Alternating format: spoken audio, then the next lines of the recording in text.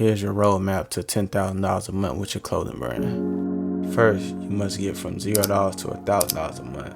But before any of this, you need to believe this is possible. So let's break down $10,000 a month. To make $10,000 in a month, you need to make about $333 a day. For simple math, let's say $300 a day. This should be your goal. But instead of looking at it as $300 a day, look at it as X amount of hoodies a day, or whatever you are selling. If you are selling hoodies for $50 a day, you need to sell 6 hoodies a day. If you are selling hoodies for $100 a day, you need to sell 3 hoodies a day. Framing it like this will allow you to not focus on the money while doing this. Instead of focusing on the money, focus on the work that makes the money. When you are too focused on the money, it tends to get away from you. Do the work that makes money, so you don't have to worry about the money. Do things that make money, and money will come. So let's start with getting from $0 to $1,000 a month. To get to $1,000 a month, a lot of times this comes down to product market fit. This means being in a good market with the product that can satisfy that market. If you are first starting out, you probably shouldn't drop shorts in the middle of December when it's cold. Other brands have done that and they've been successful, but those are brands that have already established an audience. So your product needs to be good and make sense. Think like a customer. You can't cheat this, and you can't shortcut this. Especially if you are starting without a following, your product needs to be good. You can have the best marketing, but a bad product will not sell. A great product makes marketing easier. You need to have a brand identity. What makes your clothing brand unique? What value does your clothing represent? These questions need to have answers so that you can understand how to present your clothing to your target audience. And how do you have a target audience if you don't know these things? What's your niche? What type of clothing do you offer? This may seem like a lot just to make $1,000 a month, but this is the foundation that will allow you to scale. Remember that you are presenting your clothes to strangers who have thousands of options to choose from when it comes to clothing. You have to give them a reason to choose you. I'm not saying to shut down everything and stop posting and selling until you have everything figured out. You learn quicker building than watching. Since I first started, my mission statement and brand statement have changed. It has actually changed a few times, but the reason behind my brand has been the same. Don't feel like you need to pick one thing and have it forever. You can always change things. Your logo, your name, your style, the clothes you offer. This is your biggest advantage when you're first starting out. The best gift of being early in your career is that you can completely take everything that you've done, roll it up in a ball and throw it in the trash. Like, I swear, it doesn't seem like a gift.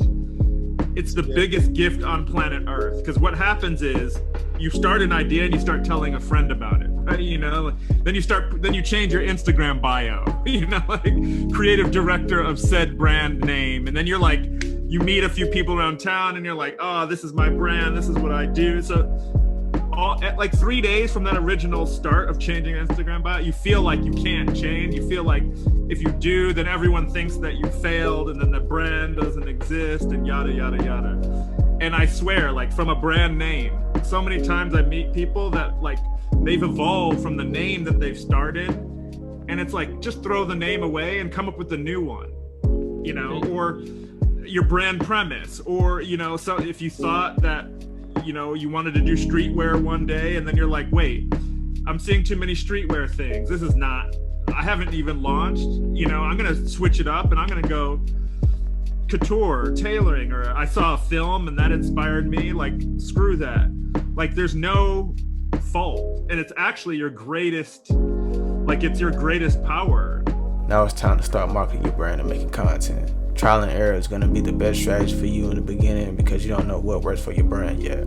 Try different content styles, different sounds, and different platforms, and research content until you start to see some results. Content is key to your success. Even if you want to run ads, you still need good content to run the ads on. Learning how to make good content is an invaluable skill. After you start to see some results and start getting some sales, you can now start to hone in and perfect your craft. Let's say a certain content style or format seems to be working well for you. Keep at it and perfect it. You're posting content consistently, you have your brand message figured out, and your brand identity is getting stronger every day. At this point, you should have made $1,000 from your brand. Congratulations, but don't get comfortable. The good thing for you is that this was the hardest part. Going from 0 to 1,000 is harder than going from 1,000 to 10,000 because now you know what works. So now your problem has changed. At first you had no following, no traction, no sales. This was your problem. Now your problem is that you have some following, some traction, and some sales. Your solution to the first problem was to get some of what you didn't have. And now your problem is to get more of what you already have, aka scaling. Here's how we are going to solve this problem. We are going to just do more of what's already been working. It's that simple. Let's say you have been posting once a day and that's gotten you $1,000 a month. Let's increase that to 2 times a day. In theory, this would double your results. But more posts equal more reps equals you get better at making content equals the easier it is for you to make content. So you are learning quicker and getting better quicker. And you're also increasing your reach and awareness at the same time.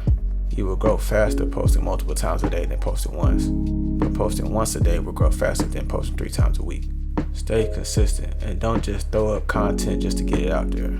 You want to keep the same quality, if not better quality, going forward. More posts equals more traffic to your website, which equals more sales. This doesn't only apply to content. Whatever has been working for your brand, increasing it will yield more results.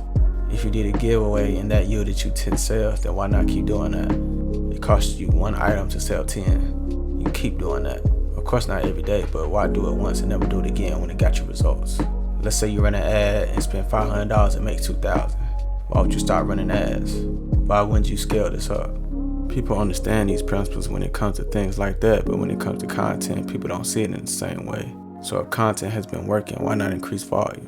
Why stop and try to come up with something else when this has been working? If it stops working, then you will need to go back and look and see why it stopped working, comparing it to previous content that did work. Keep in mind, not everything that you do will work, and some things will need to be innovative for them to keep working. In ads, you might need to switch up the ad creative, and your content might need some tweaks. That's why I said don't get comfortable. You need to be constantly improving. It's easier said than done. I could just tell you to post 2 times a day, but that's why you need systems in place in your business to be able to sustain this. So if you need 14 pieces of content for the week, a day when you're free and have time, you can focus that day on making all the content for the week. So let's say Sunday is your content day. On Sundays, your job is to make 14 pieces of content. Stick to this and you can stick to posting 2 times a day. All of this will start to compound over the months and years that you do this. If you go to the gym for 3 months, let's say you're doing the right exercise and you're the best at fitness, but you stop and another person does 3 years in the gym. Maybe it takes them 1 year to figure out the right techniques and everything they need to know to become as good as you were at fitness. Who would be in more shape? The person who did the 3 years, because even if he was doing everything wrong for that 1 year, he still has 2 years of the same level of work you put in compared to your 3 months. Plus that year of learning. Let's not overlook that. The people who are the most successful have been doing this consistently for the longest time in their field. Elon Musk has been an entrepreneur since 1995. Warren Buffett has been investing for decades. Mr. Beast has been doing YouTube for over 10 years. These people have been consistent for a very long time and have been improving over the years too. Let's say I want to sell socks. If I post the same picture of the same sock for 20 years and then I become mad that I haven't gotten the results that I wanted, do I have the right to be mad? No. I didn't try anything new. I didn't try to improve. I didn't try to get help. I simply kept doing the same thing over and over and over and kept getting no results. That is the definition of insanity. Doing the same thing over and over again but expecting different results. I made this example because some people will argue, well, I have been doing this for a long time, or this person has been doing this for a long time, but they still haven't seen the success. But there's a reason for this. I'm not saying if you put in 10 years on YouTube, stay consistent and improve every day, you'll become Mr. Beast. But if you do that, you will seek success and you will be able to do YouTube full time. You have to evolve and always look to improve. It was really, really hard. There were so many times I wanted to stop, but I actually didn't know how to stop, and I didn't really know what else I wanted to do because there was nothing else that I loved as much. So there was a really quiet little voice telling me to carry on, even though the louder voice and was saying, you know, this is just a really expensive hobby, which is essentially what it was for 9 years, which is a really long time.